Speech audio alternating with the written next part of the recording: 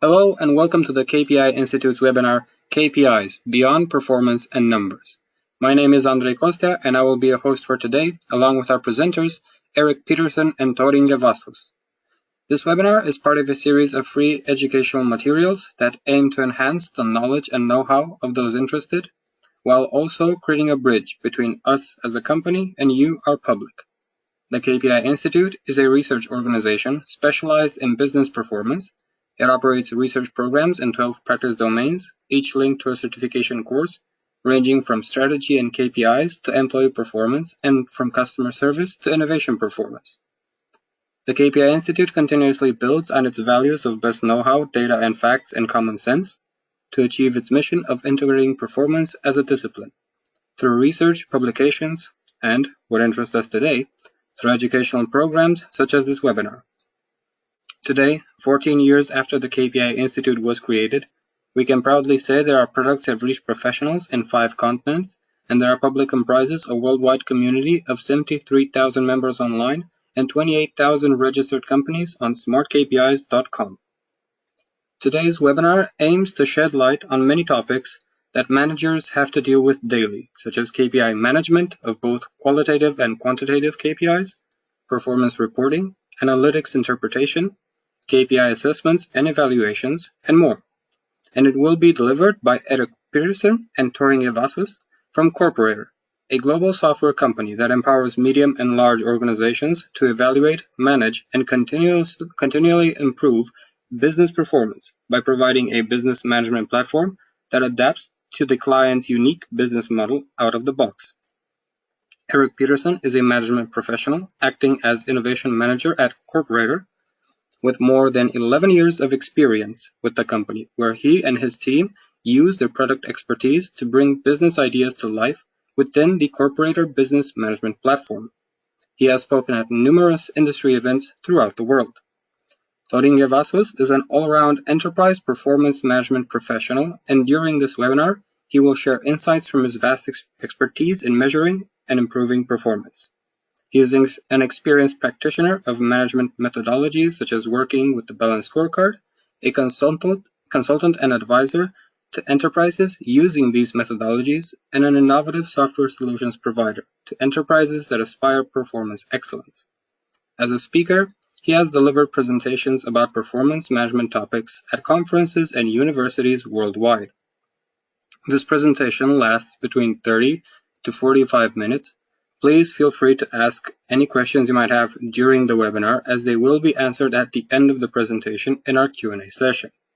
Enjoy the KPI Institute and the Corporator webinar, KPIs, Beyond Performance and Numbers. Now, I would like to invite our hosts to begin their presentation.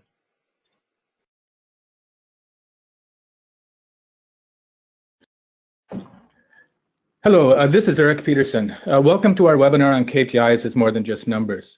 What I want to focus on today is how we can tell stories with KPIs and not just focus on the data side of things or the quantitative side of things. And I think storytelling is really interesting for us as humans because it's been part of our past. If you go into ancient history, humans have always been storytellers. And I think it helps us to better understand complex ideas. It also binds us together and gives us some sort of shared culture. So in this case, it could be your work culture or your performance management culture. But I think before we get into the storytelling, let me tell you a little bit about myself. And of course, we had a bit of an introduction already. I'm the innovation manager at a software company, Corporator, that develops, sells, and implements a business management platform. And you could sort of say that I'm kind of half nerd, half business. And I'll try to keep this webinar all business so that it makes sense to you.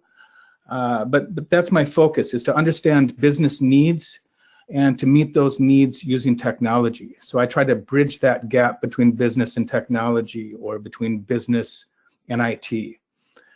And I've worked with all sorts of companies throughout the world. So my topics today are taken from a wide variety of influences that I've experienced from working in the field. So my focus will be more practical rather than theoretical, because we all have to live and work in the real world. So the idea is this will be more than just a thought exercise. Okay, so let's get started. I'm going to try to keep this as brief as I can so that we have time for questions and answers at the end. And Toringa will be joining me for that part of things. And what I want to do is show a mix of some conceptual slides to illustrate some points. And then we'll go through a very brief solution demo at the end to cover a bit of the technology side of things as well. Again, my main focus is how we can tell business stories through KPIs so that KPIs are more than just a number. But I believe that before we get there, maybe we should discuss why we use KPIs in the first place. And from there, we can move into how we can use KPIs to deliver business impact. And I guess you could use several different terms to describe business impact. But what I really want to focus on there is the essence of what KPIs are intended to deliver. And that would be things like the outcomes. So that there's some sort of results that we get out of these KPIs. So you can call them outcomes or impact. But the point is we want KPIs that do something, that facilitate some sort of change in the organization and that are not just a series of measurements.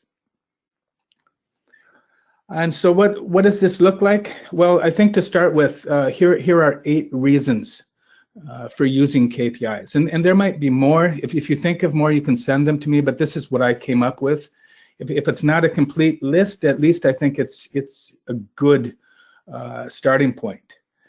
And I think, you know, that one of the key elements of storytelling is that there's a purpose or a reason behind the story, and that it's clearly understood, so that we don't just measure performance just to measure. Rather that there's a reason, we understand the reason, and that it's anchored into something deeper or more meaningful than just capturing a number on a regular basis. And I'll get into these in more detail, but I think one of the first reasons that we use KPIs is that humans just require some sort of management. There needs to be some sort of control system. Another is that we need to make sure that we're going in the right direction. Maybe we need to drive change through the organization or create some competition.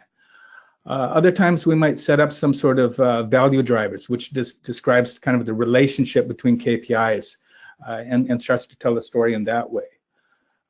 Or external reporting, and this might be to you know, maybe an investor community or customers or those sorts of things as well. And then back to some internal reasons for decision support or a basis of reward and competition or compensation. So I think to get into it, let's start with the first one, and this is the control piece. And I'm sure most of you have heard this kind of management theory where you have the X and Y management style.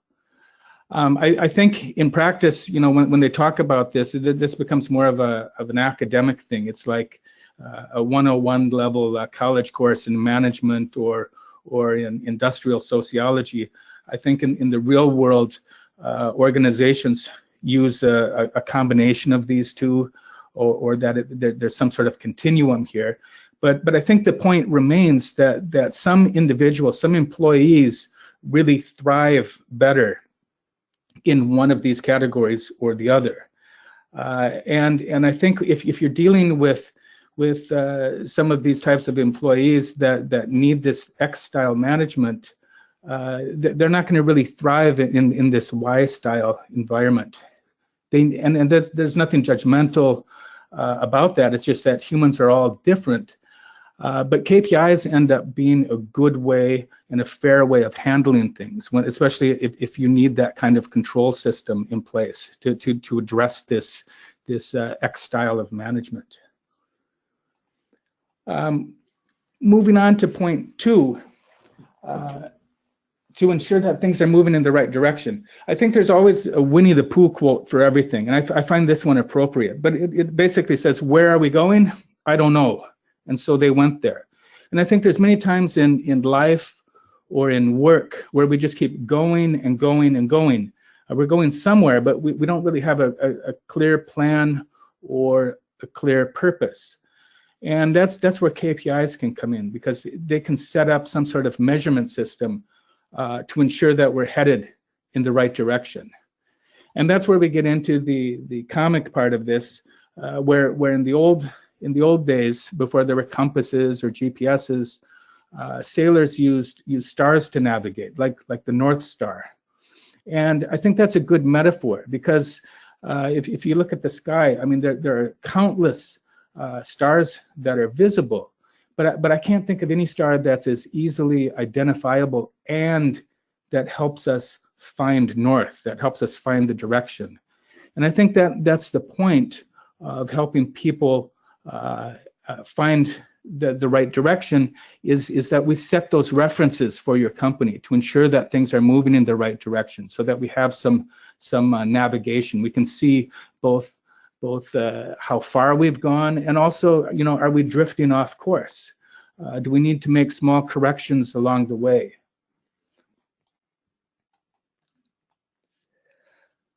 The next example, and this relates to driving change, it's creating a burning platform. And I don't know if you're familiar with the burning platform concept.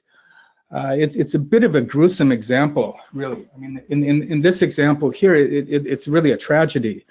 But the concept is that people are capable of doing amazing things when they have the right kind of motivation, like a burning platform.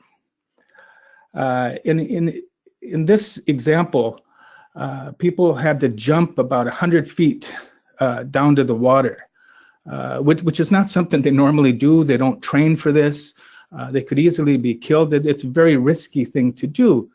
But when the platform is on fire, there's no hesitation. So how does this apply in our example? Well, I think one of the ways that you can make it work is something like this. You might need to show your employees a burning platform, but you have to show a different image externally to your customers or your partners or your investors or other stakeholders. You know, maybe prestige is part of your brand, and you don't want to show a burning platform to customers or investors because you're going to scare them off.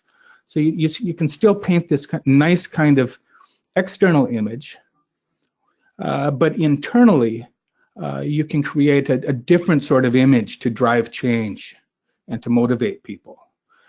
And I think that the thinking behind this is, you know, if your external image is really nice and you're using this internally, are your employees really motivated to change? They don't really have that kind of burning platform environment. Because you're projecting that everything is excellent, everything is going great. But conversely, you know, you don't want to present a burning platform externally to your customers and you know, the people that you're working with, partners and so on. So it really creates this kind of conflict in these images. And if you kind of split this picture like you see here, you can manage that conflict. So you can have one image be your internal focus. So you create that internal burning platform that motivates people to change in a way that does not conflict with your external image, where you want to be an excellent company or an excellent partner or something like that. Moving on to number 4. This is about creating competition. And I realize this can be a bit of a sensitive topic. I mean, I work in Europe where there's a lot of transparency, and I realize that transparency can be an issue in certain types of organizations, especially if you're getting into individual performance or team performance or that sort of thing. But competition can really bring out additional effort under the right conditions, and I want to explain a little bit about what that might look like. So if you consider this example, where you have this group of 4 employees, and each one has a scorecard or a KPI, and each one knows how he or she is doing, but they have no idea how the others are doing. They're really working in kind of a knowledge vacuum. So in this case, we might have Bob here. He's at 92%. He's happy enough with that. Tom is at 96%. He's happy enough. They're in the green status. They're doing well. Jeff is doing well. But Don is really lagging behind, which might be normal for him.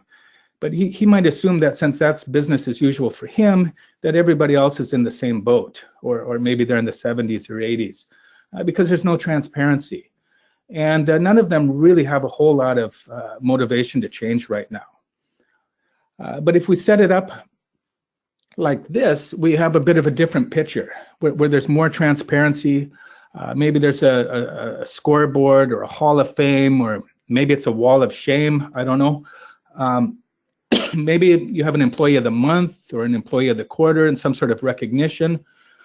And with this transparency, suddenly Bob and Tom, they see that 100% is actually achievable. It's not just some stretch target that no one will ever hit. You know, everybody can see Jeff is hitting 100%, that it's doable. So maybe they're motivated to compete with Jeff and knock him off of his perch on the leaderboard, or to get the employee of the month. And then you also have Don, and he can see that he's way behind now, and he knows it, and he knows everyone else can see it. And he knows he needs to do something, that he really wants to get out of last place. So this is a system where everybody stays motivated. I mean, even the high achievers who already have this kind of green status, and they're already scoring in the 90s, they're motivated to do even better, and they see these kind of targets as being achievable. And now you have Don, who's motivated to get out of the basement. Moving on to number 5, you know, another reason for having KPIs and another way to structure these are through value drivers. And I assume most of you have at least heard of these. Usually what this is about about mapping some sort of relationship among metrics, usually in some sort of tree or some sort of structured view, so you don't have this kind of spaghetti maze like you see in this example here. So what this might look like is something like this. This is one of our own screenshots from our product, and I'll just use this as an example because I think it's fairly easy to understand. But if you have something like a low-cost airline, maybe their big objective is to achieve fast ground turnaround time. Like the planes just don't make any money sitting on the ground, so they want to keep things moving. And what we can do is start to break things down so that the ground time is composed of these three pieces. You have the arrival, departure, bunkering, you know, when they're refueling, resupplying the plane. And even each of these can be further broken down into pieces. So, you know, we can start from when the door is opened, unloading the passengers, and so on. So suddenly the KPI, you know, on ground time is much more interesting. You know, we talk about storytelling. Well, you know, here we can see the whole sequence. We have the beginning, the middle, and the end. We have the whole story unfolding right here in front of us from start to finish. And that helps us to begin to isolate and pinpoint pieces of the process that we should look at improving. Like in this example, there's probably no point in touching the bunkering part of things. I mean, that's not really where the problem is. And we can even take this a step further if we want to, and run it through some sort of analytics tool where we can break this down into even more granularity, even more detail, where we start to look at maybe what plane types are most efficient, or what airports have the fastest turnaround times, or you know, which crews work best together, or you know, maybe even there's some other correlations, the days of the week, or the regions. There might be some logistical issues in regions or airports, and you wouldn't want to work on solutions that wouldn't work in those regions if they don't apply there. But I think you get the idea that this gives you much more information. It breaks things down into an easy to understand way, and it starts to give us a much richer story to tell.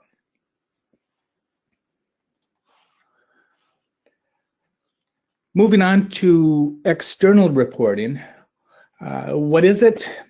Again, I briefly touched on that in the introduction, but for a lot of companies, they have metrics that they might want to report externally for a number of reasons. Like maybe it's for the investor community. They want to show really strong numbers so they're an attractive investment.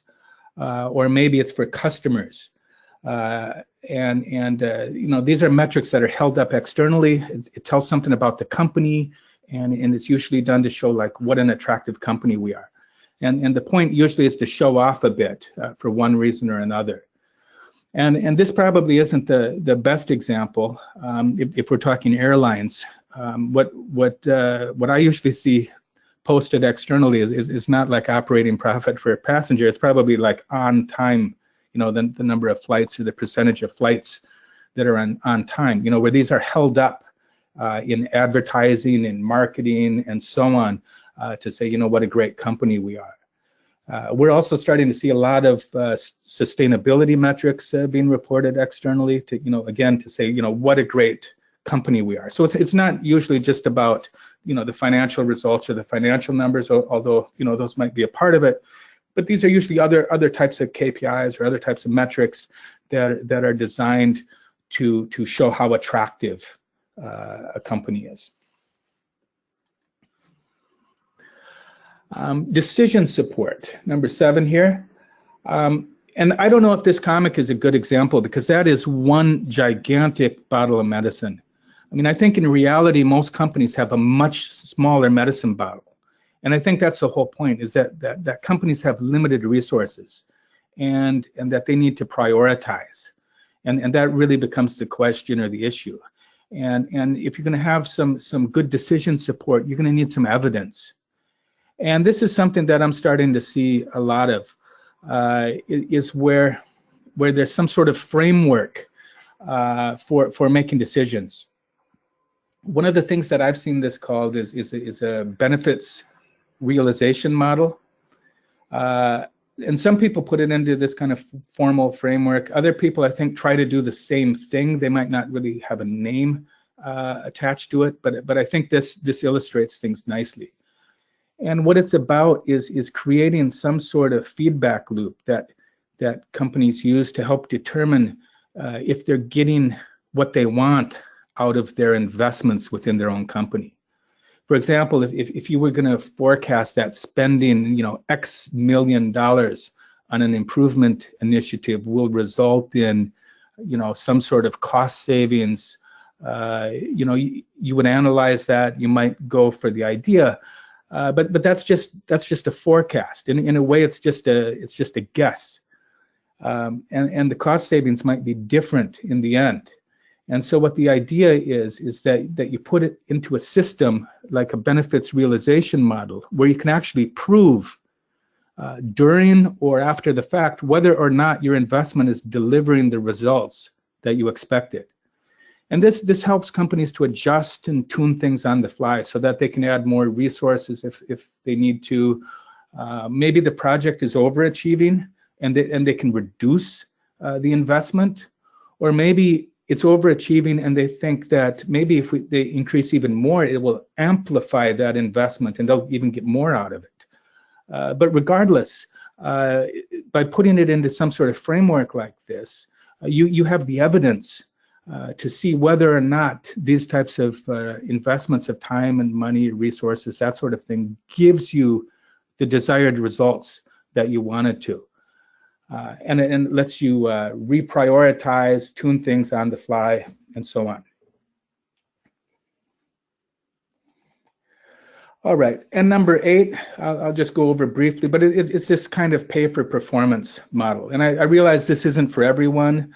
It's probably not for every company, probably not for everyone within a company. It might just be for the sales staff, for example. But some customers need or use this approach. And the KPIs can provide a nice way to balance out just purely quantitative data and help align individual performance with overall strategy. So it's not just like a sales figure. Maybe customer satisfaction is also important. and so on. And you can start to build this into a bonus system or a compensation system and so on. So it doesn't end up being just purely a quantitative system.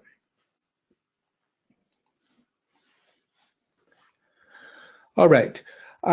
Before we move on, and I think just to summarize a bit, I just want to go back to these and just maybe mention that these can be used in various combinations. I think the reasons should be fairly clear to your employees. For example, if you have KPIs that want to make you an attractive company, that should be part of your strategy to be an attractive company. And you start to build a story around that and say, you know what, we're going to be seen as an attractive company. Here's everything we're doing about it. Here's how we're measuring it, and so on. Likewise, if you're creating an internal competition, the rules need to be very, very clearly understood so that it's seen as a fair system. And it should probably be part of a broader initiative to create a culture of performance and so on. If you're trying to drive change through your organization through a burning platform, again, that should be part of a broader context. Like maybe it's about continuous improvement, that you're always going to aim to improve things no matter how good things are. And it's really about establishing the right kind of psychology so that, again, if you're ensuring that you want to travel in the right direction, you give a clear roadmap, you give plans for reaching that direction, so people feel like they have some help, they feel like they have the resources they need, and so on. All right, so let's assume you have the right KPIs, you have the right targets. How do you begin to tell a story? And that's going to be the next part of my presentation, just to discuss a bit about what sort of pieces, how can you build a story? And I think the first part, this might sound a bit obvious, but it's just having just plain narration, and that is to describe what's going on. It can be about describing the performance that has occurred, maybe why it has occurred, the reasons, and so on, through things like comments or written assessments. So it's about words that take the numbers and make them mean something more. And I see this with most of our customers, that these comments are often as important as the numbers themselves. And a lot of our customers have these very elaborate ways of escalating comments from the bottom on up, so that they have the right decisions to make the right information to make the right decisions.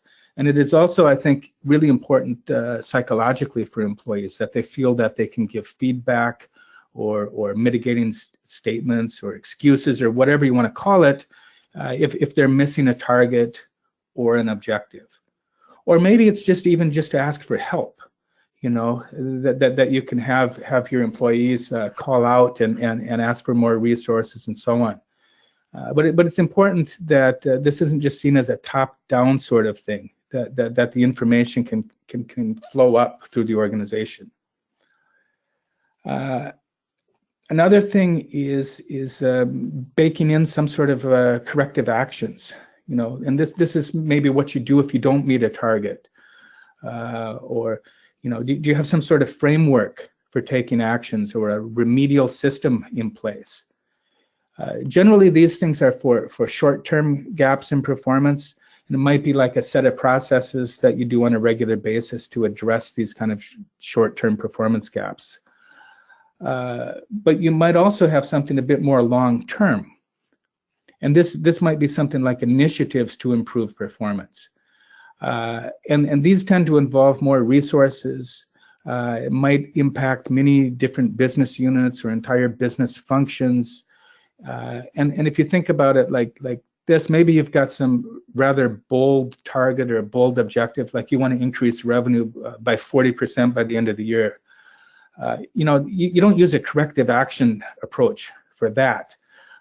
Here you need more of a roadmap, more of a how-to achieve your objectives. That you're not going to just reach this with a business as usual approach.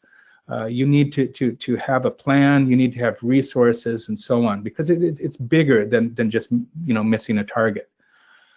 And again, with initiatives, this becomes psychological as well, because you need to provide some medicine to employees like we saw a few slides ago for improving performance and to help them make things better. But generally, if you have these big kind of goals, people need the resources and a roadmap to get there. Another thing that I see quite a bit is that some customers start to model governance rules into their system. And in a way, you could say that this is related to corrective actions or initiatives, but usually what this is done, or how this is done, it affects the workflow that occurs behind the scenes.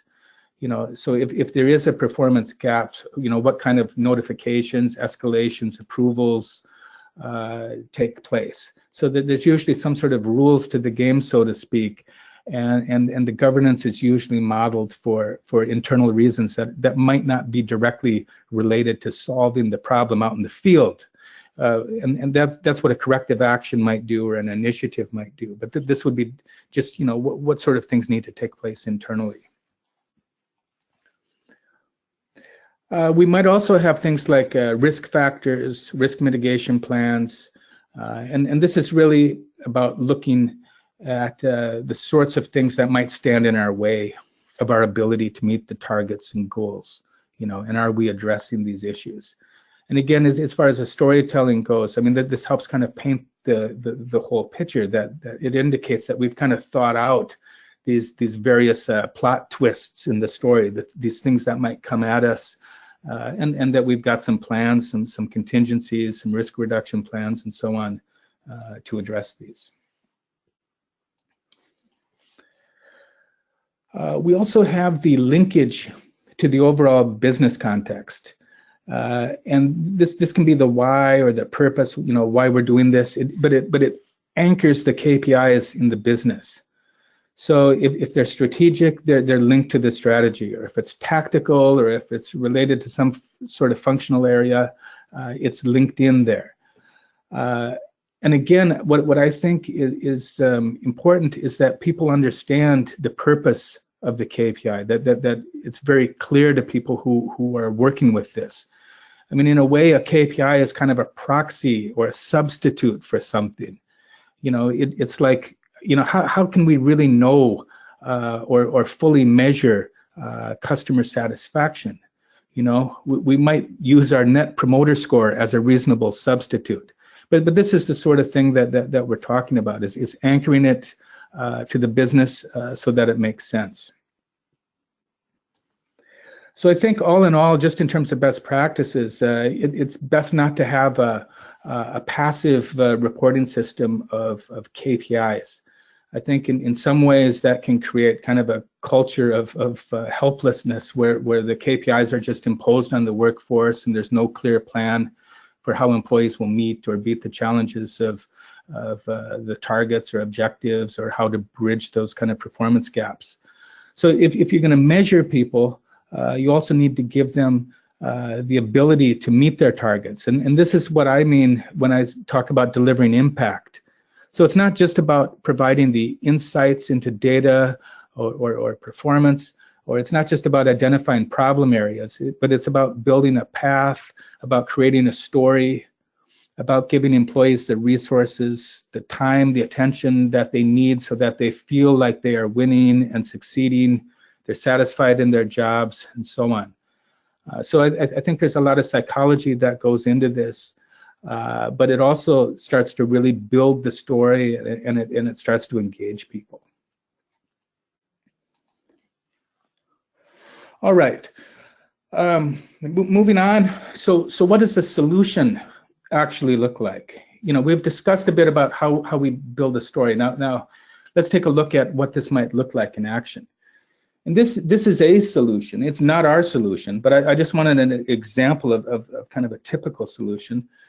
This could be a KPI in a spreadsheet, or it could be a KPI in a data dashboard. And you see this kind of KPI concept a lot. I mean, I think Excel has its own KPI object. Microsoft Power BI has a KPI concept. I mean, you see it everywhere, but what is it and what do you get? And usually it gets something like this, where you just have this kind of row in a table, and it might be linked to like maybe a business unit, or it might be related to some sort of reporting period, time period, like you see here. But it's generally just a measurement, and you really don't have all the pieces that we've just discussed, like comments, tools for execution, and all of those sorts of things. So it can be difficult to make a story out of something like this. And you see the same sort of thing in a traditional dashboard, and that's what we're looking at here. And they're great at visualizing data. They allow for data exploration and providing data insights. But ideally, I think it's important that we want to start moving away from this kind of insight into impact. That if we want to affect change through KPIs, then we need to have some sort of mechanism for performance improvement. We want to achieve some sort of business outcomes. So coming back to this example here, here we're looking at something that is it's a page. The business context is really filter based. You don't really have a reporting period or a business unit or the purpose. You end up building pages, but you're not really creating a business model. So you would have a series of filters. There's no context, period, and so on, the purpose. So I would say this is a better approach where you have, and again, this is actually our product, but it's the Corporator Business Management Platform, where rather than having these kind of data dashboards with filters, we start to put in what is the objective. We have the navigation on the pages. We start to classify metrics so that they can be organized. We can have this kind of breadcrumb across the top, so it's very clear what we're looking at, with the reporting period, the business unit, who is responsible, maybe the data source, the performance history.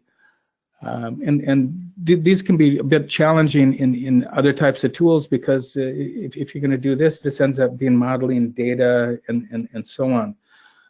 But we expect that people need this, so it's just baked in.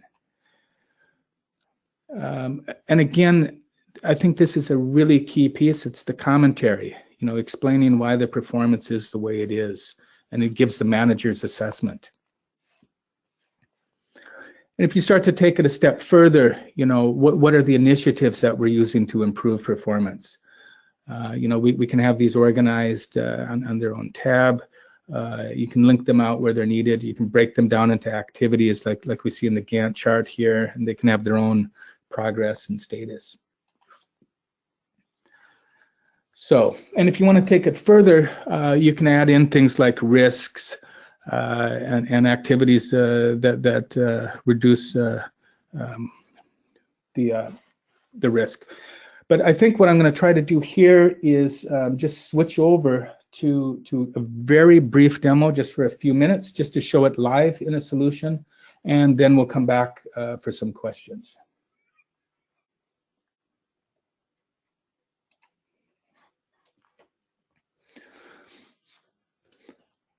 All right, what we're looking at here is a landing page of a Corporator demo. And again, we see that we have the reporting period, time navigation up here. We have the business unit, and again, this is more than just pages. It provides a bit of navigation. And as a landing page, this takes us to other types of dashboards or other types of pages. So if we click in on operations, for instance, we can have our dashboard with charts and graphs and so on. And we can even get down further, like if we want to get into efficiency. Here we're seeing an example of a value driver tree that we discussed a bit earlier.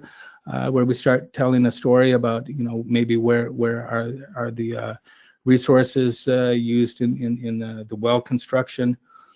And we can break these down as far as we want. We can go into where we have the details, the commentary, and if you want to even see like the value driver map seen more as a table, we can do that like we're seeing here.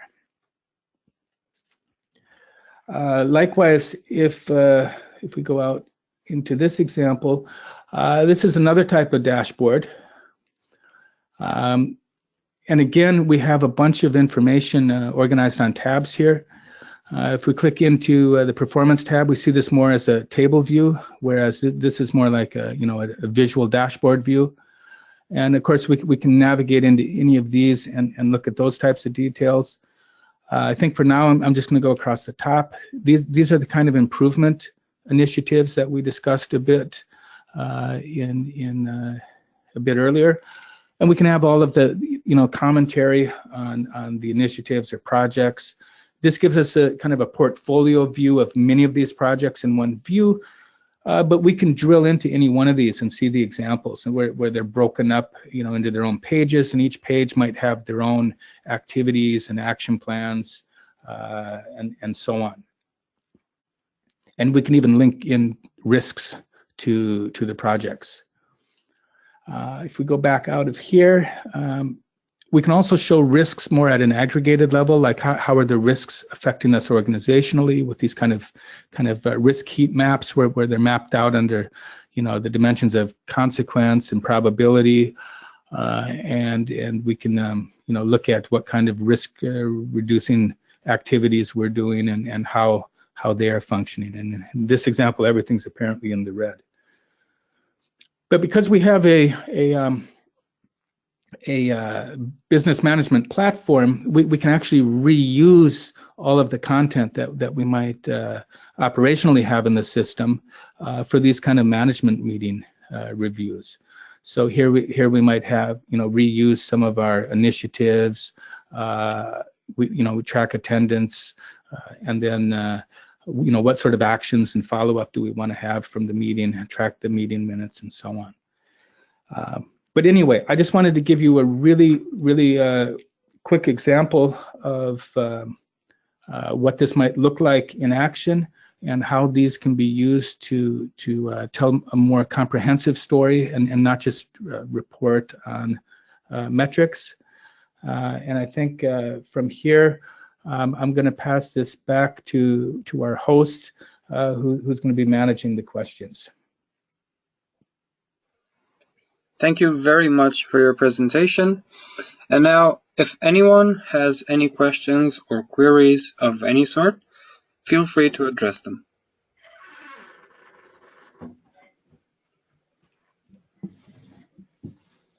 We've received a first question. So, what about quantitative and qualitative targets? Can you measure the both of them on the platform? You want me to answer, Eric? Yeah, we can do that. We can put up assessments where they say, is it red, yellow, green? So this can be the easiest and simplest form. Or we can use surveys where we say, are we on time? Are we on cost? Are we on have risk at we are in control of the risk? And if these three kind of qualitative things are okay, we can also make it so it gives green light, etc. So there are different ways of doing these qualitative assessment and actually make it to a traffic light, if that's what you want. Yeah, that summarizes pretty much what would be necessary for the question. Now, questions are starting to reel in, so I'll keep asking away. How would you recommend to engage, or let's say designate responsibility to people in designing their own business KPIs?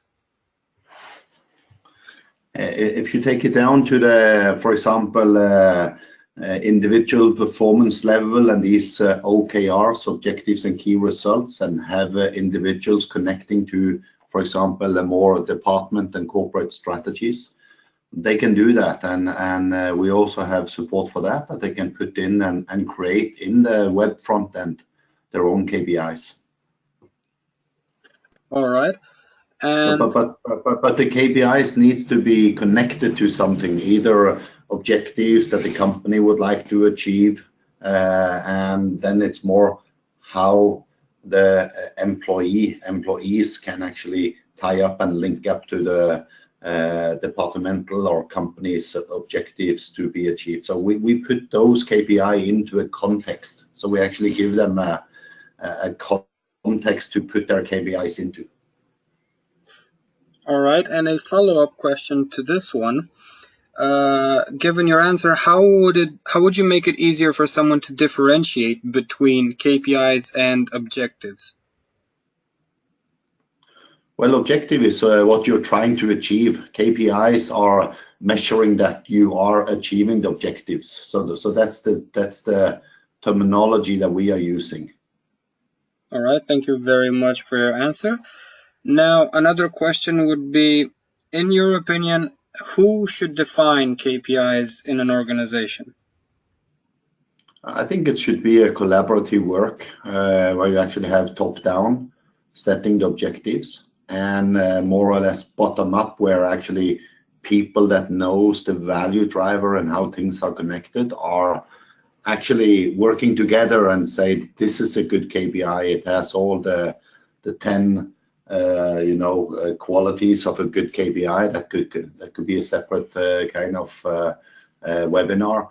But I think engaging the from top down and bottom up, I think it could be good actually. All right. So relating to what Eric said earlier about KPIs telling a story, does the story depend on the audience? And if so, do you need different dashboards for each audience?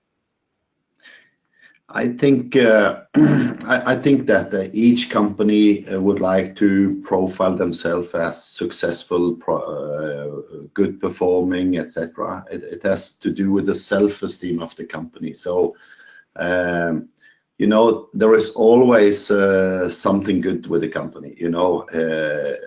So it could be that they have improved a lot, etc. So the storytelling, the positive storytelling, would always kind of be more towards an external audience. Creating this burning platform, we need to change kind of thing. You probably don't want to expose that externally. So then it's more internally. These are the improvement areas. We don't have to tell the whole world where we have to improve. That can be kept internally in our company. And what is good about a company, we can publish on the internet and say how successful we are. So you actually have two different masks on you, depending on the audience. And of course, you can bring in also the positive side in the KPI dashboards internally, but don't only show the sunny, shiny stories internally, because then you destroy the burning platform. If you would like to have a good brand, you show the positive side and the sunny story externally. All right. Now, another question would be, when an individual sets a target, when a manager sets a target or a KPI, he usually uses the best employee's performance as a benchmark. What would be your comments on this approach? I think you don't have to set best performer as the target. You can go with top decile, top quartile, etc. Or you can use external benchmark as targets and say we should at least be among the top quartile performers.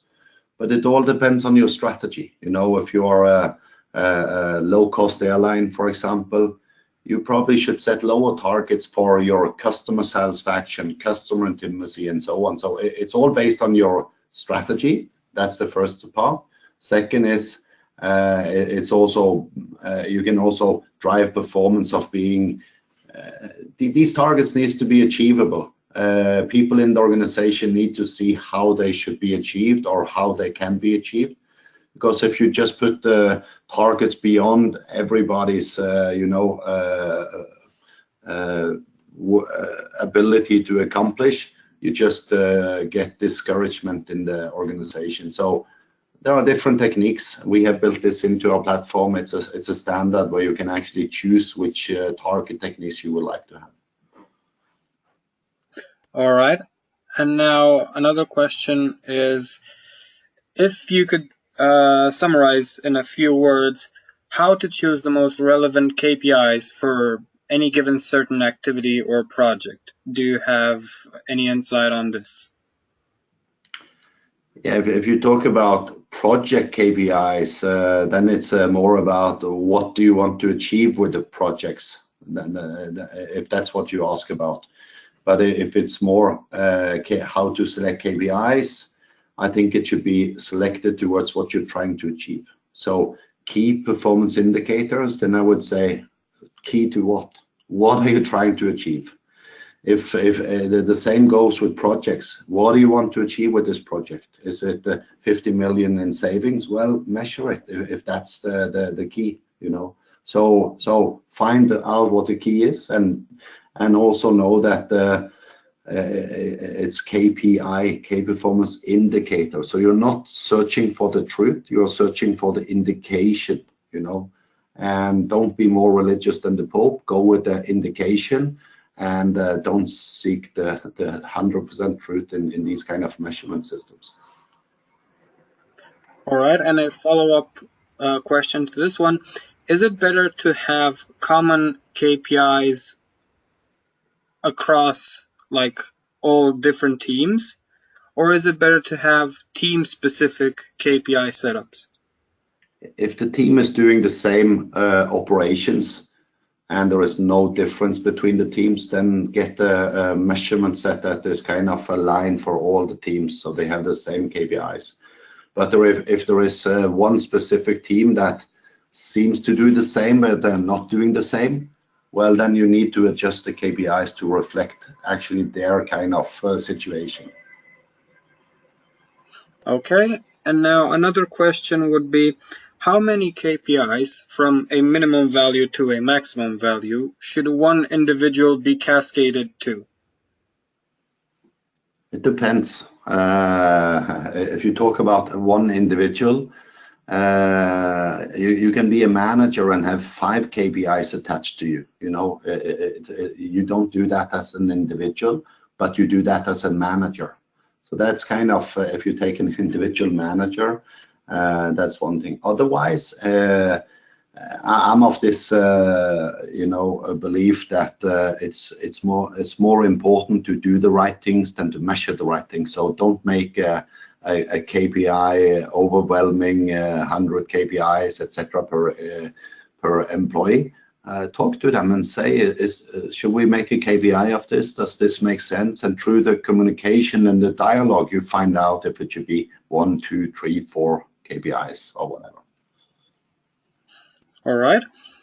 Now, in your opinion, when is it advisable to adjust KPIs in order for them to be ambitious enough so as to measure relevant aspects, yet to motivate employees that these KPIs are achievable? I think ambitious enough is you need to kind of I think we that work with measurement needs to kind of say you can put ambitions towards a KPI if you have the means of reaching the ambitions, you know. So let's say I should double the sales in Corporator. I cannot do that with the same number of people. But if I have resources to employ 50% more people, well, then I can put more ambition. So It always have to do with the medicine bottle, you know, with the resources you have available, and that dialogue of, if I get this, I can achieve this, and then my targets, my ambitions can be this. That's kind of the dynamics that needs to be in these kind of systems. Yeah, so and also about motivation. You need to sit with the employees and say, how should we reach it? What is a target? You know, how should we do comparative benchmarks here? Should we compete or get numbers from competition and actually say we should be better than competition? Or so it's a dialogue. It should not be a big negotiation game where employees or individuals or companies are trying to negotiate down the targets just in order to achieve them. Yeah. Thank you very much for your insight. Now, another question would be, can you specify briefly what would be the difference between KPIs, tracers, and triggers?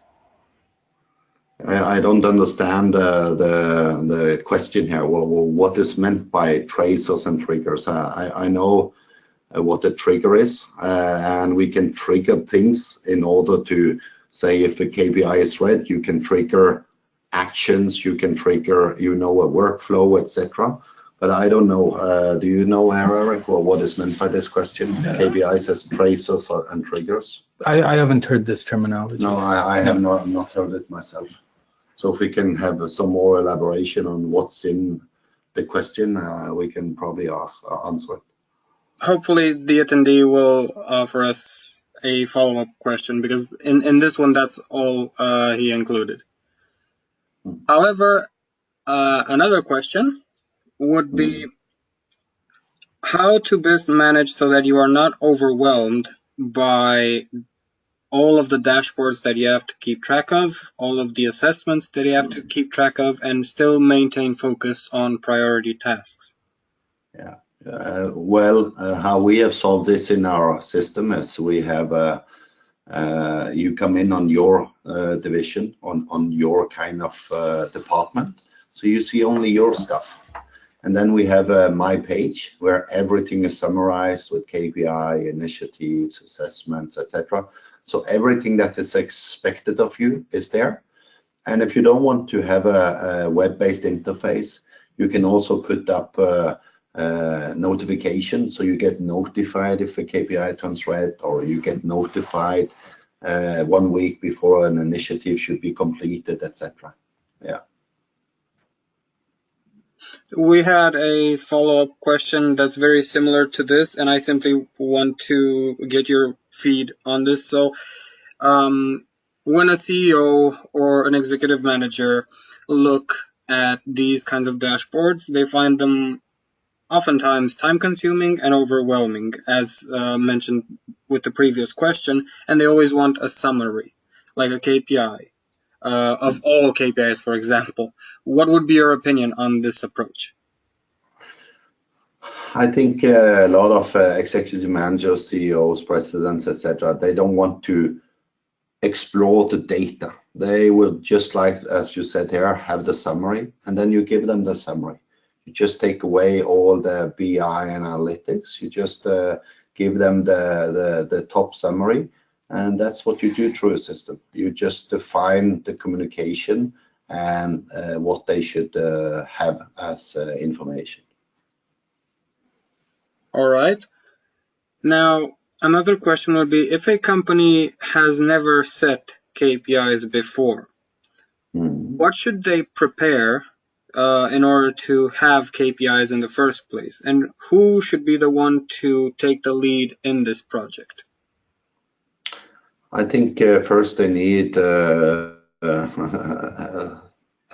strategy and some objectives. Why are they in business? What do they want to achieve? And based on that, those answers, you actually define your KPIs. If you start the other way around and say, oh, we have some data, let's make some KPIs, I would ask, why? You know, you don't make KPIs for the KPI's sake. You make it because it has a purpose and you would like to achieve something. That's That's what's in the I here. Key performance indicator. It should indicate something. So what should it indicate? It should indicate something about your business and what do you try to achieve with your business. And that's how you should start these things. So start discussing where do you want to go as a corporation, what are your key processes, what's important for your company, and say, can we track this, that we are actually moving in the right direction and taking out the potential that we have as a corporation, and making sure that we put initiatives and money and so on towards these objectives and so on, because then you create value.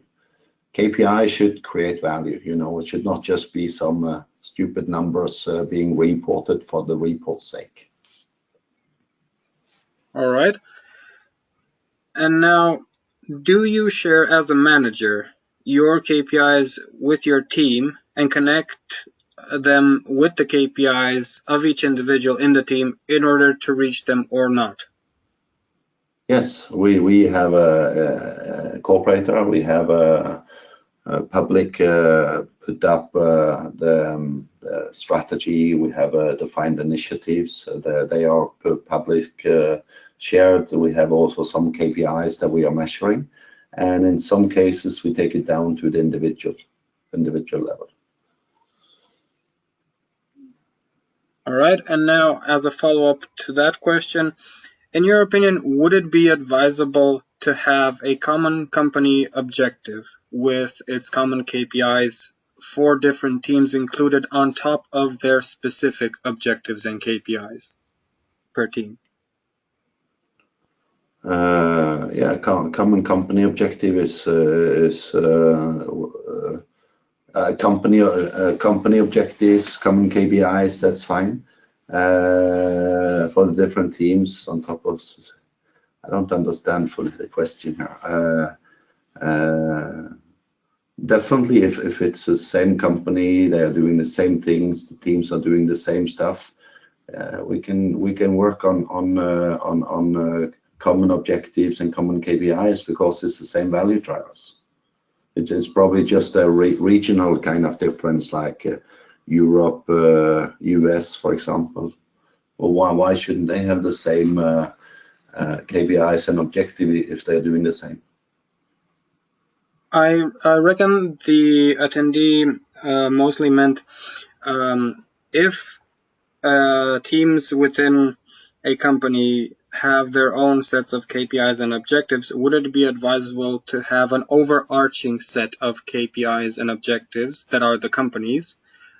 Yeah, but I see here that the teams are different: sales, marketing, distribution, and if they are different, they might serve the same objective, like increase sales, you know. Well, sales then would need to make more calls, they need to take more customer meetings, etc.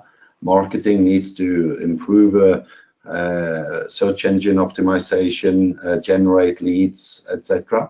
Distribution needs to be faster delivering, more precise delivering, etc. So they have different KPIs, but they might share the same objective.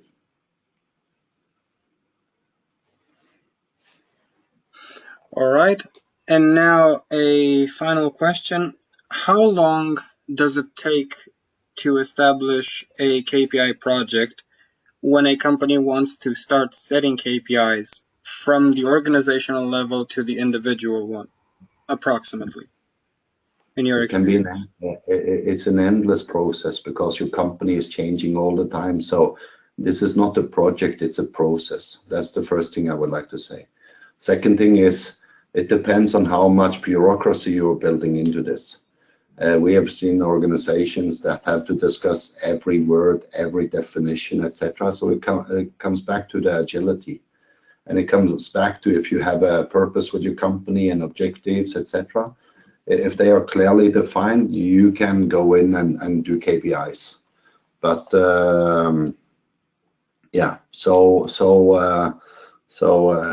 you know, this can be done. I've seen organizations do this in a week, you know, but it depends. It's not It's not the time itself. It's actually the maturity of the organization to start discussing and agreeing and so on. It also has to do with the data availability, etc. So there is no this is the number of days it takes, or weeks or months. But it's also a process.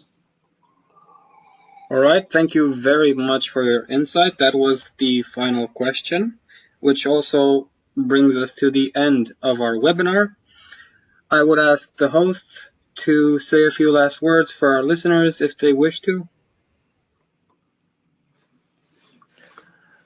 I would just like to thank everybody for attending. Also, if you have any specific questions, you can reach either Toringa or me through email to the contact information, and we can take any additional questions offline at a later time.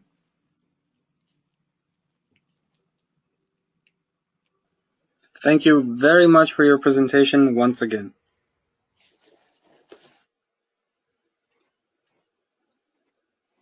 The KPI Institute appreciates your interest in the webinar KPIs, Beyond Performance and Numbers. Follow our websites and our social media channels to find out more details about our next webinars when they get posted. Also, if you are interested in getting a certification granted by the KPI Institute on vital areas within the performance management discipline, you can explore our scheduled courses on marketplace.kpiinstitute.org, or alternatively, if you're interested in software solutions provided by Corporator, you can find their software solutions on corporator.com. Thank you once again for your participation, and have a nice day.